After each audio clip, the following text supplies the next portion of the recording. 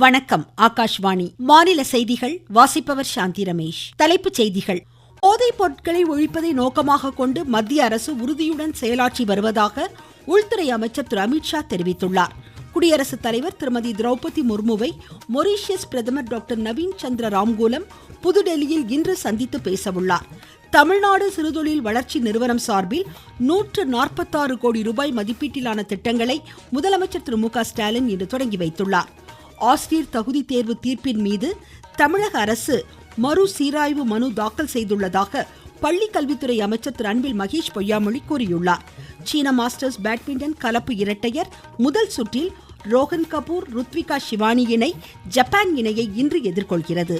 இனி விரிவான செய்திகள். நாட்டிலிருந்து போதைப் பொருட்களை முழுமையாக அகற்றுவதை நோக்கமாக கொண்டு பிரதமர் திரு நரேந்திர மோடி தலைமையிலான மத்திய அரசு உறுதியுடன் செயலாற்றி வருவதாக உள்துறை அமைச்சர் திரு அமித்ஷா தெரிவித்துள்ளார். புதுடெல்லியில் போதைப் பொருள் தடுப்பு படையின் 2வது தேசிய மாநாட்டில் இன்று உரையாற்றிய அமைச்சர், இந்த 2 நாள் மாநாடு போதைப் பொருள் இல்லா இந்தியாவை உருவாக்குவதற்கான நடைமுறைகள் குறித்து ஆராய்வதற்கு வழிகோலும் என்றார். நாட்டின் 372 மாவட்டங்களில் போதைப் பொருள் இல்லா இந்தியா இயக்கம் செயல்படுவதாகவும் 10 கோடி மக்களும் 3 லட்சம் கல்வி நிறுவனங்களும் இதில் இணைந்துள்ளதாகவும் கூறினார்.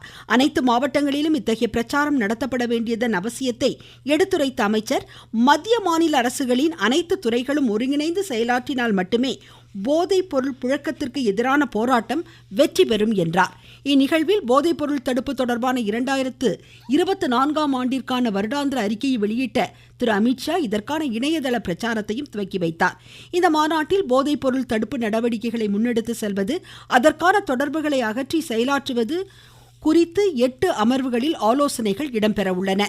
ஒருங்கிணைந்த தீர்மானம், பொறுப்புணர்வுடன் கூடிய பங்களிப்பு என்ற கருப்பொருளுடன் இம்மாநாடு நடைபெறுகிறது. குடியரசுத் தலைவர் திருமதி திரௌபதி முர்முவை இந்தியா வந்துள்ள மொரீஷியஸ் பிரதமர் டாக்டர் நவீன் சந்திர ராம்கூலம் புதுடெல்லியில் இன்று சந்தித்து பேசுகிறார். முன்னதாக இன்று காலை புதுடெல்லி ராஜ்காட்டில் உள்ள மகாத்மா காந்தி நினைவிடத்திலும் முன்னாள் பிரதமர் அடல் பிகாரி வாஜ்பேயி நினைவிடத்திலும் டாக்டர் நவீன் சந்திர ராம்கூலம் அஞ்சலி செலுத்தினார். தொடர்ந்து குடியரசு துணைத் தலைவர் திரு சி.பி. ராதாகிருஷ்ணனை சந்தித்து அவர் பேசினார். ஃபிடே மகளிர் செஸ் போட்டியில் வெற்றி பெற்ற இந்திய வீராங்கனை வைஷாலி மற்றும் சீனாவில் நடைபெற்ற ஸ்பீட் ஸ்கேட்டிங் 1000 மீட்டர் ஸ்பிரிண்ட் போட்டியில் தங்கப்பதக்கத்தை வென்ற ஆனந்த்குமார் வேல்குமாருக்கும் பிரதமர் திரு நரேந்திர மோடி வாழ்த்து தெரிவித்துள்ளார். வைஷாலியின் அர்ப்பணிப்பு மிகு செயல்திறனை பாராட்டிய பிரதமர், ஆனந்த்குமாரின் வேகமும் விளையாட்டு உணர்வும் நாட்டின் முதல் உலக ஸ்கேட்டிங் சாம்பியன் பட்டத்தை பெற்று தந்திருப்பதாக பெருமிதம் தெரிவித்தார். இவ்விருவருக்கும் வாழ்த்து தெரிவித்த மத்திய அமைச்சர்கள் திரு அமித்ஷாவும் திரு ராஜ்நாத் சிங்கும், செஸ் போட்டிகளில் இந்தியாவில் தொடரும் ஆதிக்கத்தை வைஷாலியின் வெற்றி பறைசாற்றுவதாகவும், வேல்குமாரின் வெற்றி எண்ணற்ற இளையோருக்கு உத்வேகமாகவும் உந்து சக்தியாகவும் திகழும் என்றும் கூறியுள்ளனர். நாசா மற்றும் இஸ்ரோ இடையிலான நீடித்த நட்புறவு மற்றும் விண்வெளித்துறையின் பங்களிப்பு போன்றவை இந்தியா அமெரிக்க ஒத்துழைப்பில் முக்கிய அங்கமாக திகழ்வதாக அமெரிக்காவிற்கான இந்திய தூதர் திரு வினய் மோகன் குத்ரா கூறியுள்ளார். வாஷிங்டனில் இரு நாடுகளின் விண்வெளி கூட்டமைப்பு நிகழ்வில் உரையாற்றிய அவர், சந்திரயான், நிசார் விண்வெளி திட்டங்களில் இரு நாடுகளிடையே காணப்பட்ட ஒருங்கிணைப்பை சுட்டிக்காட்டினார். 2028, 2035ஆம் ஆண்டுகளுக்கிடையே நிலவிற்கு மனிதர்களை அனுப்பும் இந்தியாவின் விண்வெளி திட்டத்தில் நாசாவும் முக்கிய பங்களிப்பு அளிக்கும் என்று குறிப்பிட்டார். பிரதமர் திரு நரேந்திர மோடியின் அறிவிப்பிற்கு ஏற்ப அடுத்த தலைமுறையினருக்கான சரக்கு சேவை வரி சீர்திருத்தங்கள் வரும் 22ஆம் தேதியிலிருந்து நடைமுறைக்கு வரும் நிலையில், வேளாண் உபகரணங்களுக்கான வரி 5% குறைக்கப்படுவதால் விவசாய பணிகளை இலகுவாக மேற்கொள்ள முடியும் என்று நாமக்கல், ராணிப்பேட்டை மாவட்ட விவசாயிகள் மத்திய அரசுக்கு நன்றி தெரிவித்துக் கொண்டுள்ளனர். என் பேர் சத்யநாராயணன், ராணிப்பேட்டை மாவட்டம் பரிக்கல்பட்டு கிராமம். நம்ம மத்திய அரசு விவசாய வேளாண் பொருட்களுக்கும் 12% 5% ஜிஎஸ்டி குறைச்சிருக்காங்க. இது ரொம்ப நாங்க வரவேற்கிறோம். விவசாய விளைபொருட்கள் குறையுது. மாண்புமிகு பாரத பிரதமர் அவர்களுக்கும் மாண்புமிகு நிதியமைச்சர்களுக்கும் தமிழக விவசாய சங்கம் சார்பாக நன்றியை தெரிவித்துக் கொள்கிறோம். என்னோட பேர் ஆர் லோகேந்திரன், நாமக்கல் மாவட்டம் முள்ளுக்குறிச்சி. பவர் ட்ரில்லரா இருக்கட்டும் இல்ல டிராக்டரா இருக்கட்டும், இப்போ அந்த 5% குறைக்கும் ஒரு மிஷினுக்கு எங்களுக்கு 2000 ரூபாயில இருந்து 5000 ரூபாய் வரைக்கும் குறைஞ்சிருக்குது. இது மாதிரி திட்டங்கள் விவசாயிகளுக்கு பாரத பிரதமர் நரேந்திர மோடி அவர்கள் கொண்டு வந்துட்டு இருக்காங்க. இதனால எங்களுக்கு மிக சிறப்பாக இருக்குது. நீங்கள் கேட்டுக்கொண்டிருப்பது ஆகாஷ்வாணியின் மாநில செய்தி அறிக்கை. நாட்டு மக்களுக்கான வரலாற்று சிறப்புமிக்க மோடி அரசின் தீபாவளி பரிசு சரக்கு மற்றும் சேவை வரி குறைப்பு. மருத்துவம் மற்றும் ஆயுள் காப்பீட்டிற்கான வரி முழுமையாக ரத்து. 36 உயிர்காக்கும் மருந்துகள், அடுத்த தலைமுறைக்கான சீர்திருத்த நடவடிக்கைகளில் மாணாக்கர் பயன்படுத்தும் கல்வி உபகரணங்கள் மீதான வரி ரத்து. வீட்டு உபயோக மின்னணு பொருட்களுக்கு வரி குறைப்பு. பால் பொருட்கள் மீதான வரி 12% 5% குறைப்பு. வேளாண் இயந்திரங்களுக்கான வரியும் 5% சதவிகிதம் குறைப்பு. வளர்ச்சியடைந்த இந்தியாவிற்கான பயணத்தில் நரேந்திர மோடி அரசு தொடரும் சீர்திருத்த நடவடிக்கைகள்.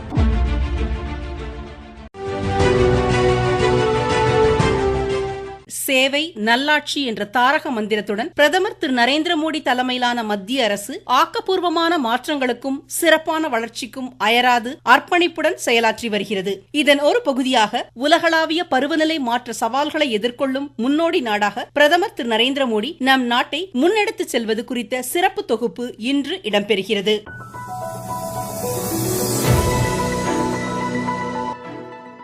எரிசக்தி தேவையுடன் வளரும் நாடாக முன்னேறி வரும் நிலையில் உலகளாவிய காலநிலை மாற்றங்களை எதிர்கொள்வதில் விரைவான செயல் திட்டங்களுடன் முன்னோடி நாடாக இந்தியா தன்னை நிலைநிறுத்தியுள்ளது.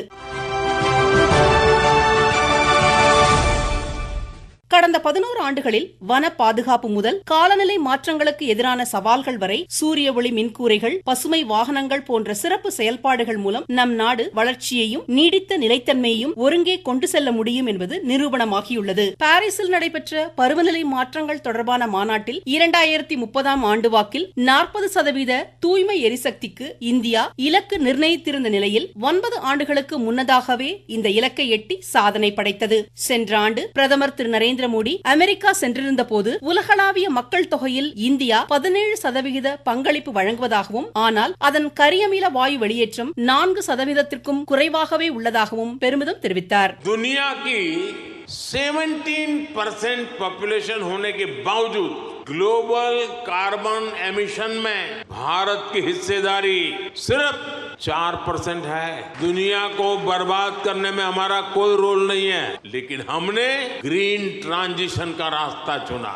इसलिए हम solar, wind, hydro, green hydrogen और न्यूक्लियर एनर्जी पर इन्वेस्टमेंट कर रहे हैं. காலநிலை மாற்ற சவால்களுக்கு எதிராக பிரதமரின் செயல் திட்டங்கள் குறித்து திருச்சி அமிர்தம் சமூக சேவை அறக்கட்டளையின் விஜயகுமார் தெரிவிக்கையில், இந்திய அரசு ஆக்கப்பூர்வமான நடவடிக்கையினை எடுத்து வருவது குறிப்பிடத்தக்கது. பருவநிலை மாற்ற சவால்களை எதிர்கொள்ளும் வகையில் சூரிய ஒளி மின்கூரைகள், பசுமை வாகனங்கள் செயல்பட்டு வருவது பாராட்டுக்குரியது. அதே வகையில் கரியமில வாயு வெளியேற்றத்தை குறைக்கும் வகையில் போக்குவரத்துகள் கட்டமைக்கக்கூடியது பாராட்டுக்குரியது. ஒவ்வொரு இந்திய குடிமக்களும் நமது எதிர்காலத்தை வளமாக்க நாம் திட்டமிட்டு செயல்படுத்த வேண்டும். துணிச்சல் மிகு அர்ப்பணிப்பு மிகு செயல் திட்டங்களால் நம் நாடு காலநிலை மாற்றங்கள் தொடர்பான பேச்சுவார்த்தைகளில் பங்கேற்பது மட்டுமல்லாமல் அதனை வடிவமைப்பதும் குறிப்பிடத்தக்கது. தமிழ்நாடு சிறுதொழில் வளர்ச்சி நிறுவனம் சார்பில் 146 கோடி ரூபாய் மதிப்பீட்டில் 4 புதிய தொழிற்பேட்டைகள், கழிவுநீர் சுத்திகரிப்பு நிலையம், பொது வசதி மையத்தை முதலமைச்சர் திரு மு க ஸ்டாலின் சென்னை தலைமைச் செயலகத்திலிருந்து காணொலி மூலம் இன்று தொடங்கி வைத்தார். 18 தொழிற்பேட்டைகளின் உள்கட்டமைப்பு வசதி மேம்பாட்டு பணிகளுக்கும் முதலமைச்சர் அடிக்கல் நாட்டினார்.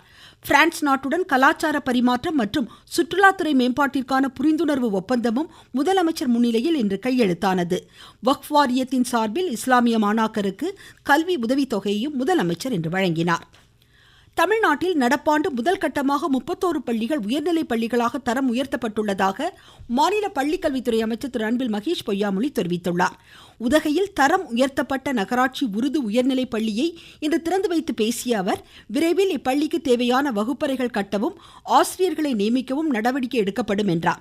ஆசிரியர் தகுதி தேர்வு கட்டாயம் என்ற உச்சநீதிமன்றம் அளித்துள்ள தீர்ப்பின் மீது தமிழக அரசு மறு சீராய்வு மனு தாக்கல் செய்துள்ளதாக கூறிய அவர், இம்மனு மீது வரும் 19ஆம் தேதி வழக்கு விசாரணைக்காக பட்டியல் இடப்பட இருப்பதாகவும் குறிப்பிட்டார். வளிமண்டல மேலடுக்கு சுழற்சி காரணமாக ஈரோடு, சேலம், தர்மபுரி, கிருஷ்ணகிரி, திருவண்ணாமலை, கள்ளக்குறிச்சி உள்ளிட்ட 10 மாவட்டங்களில் ஓரிரு இடங்களில் இன்று கனமழை பெய்யக்கூடும் என்று சென்னை வானிலை ஆய்வு மையம் தெரிவித்துள்ளது. சீன மாஸ்டர்ஸ் பேட்மிண்டன் கலப்பு இரட்டையர் முதல் சுற்றில் ரோஹன் கபூர், ருத்விகா ஷிவானி இணை ஜப்பான் இணையை இன்று எதிர்கொள்கிறது.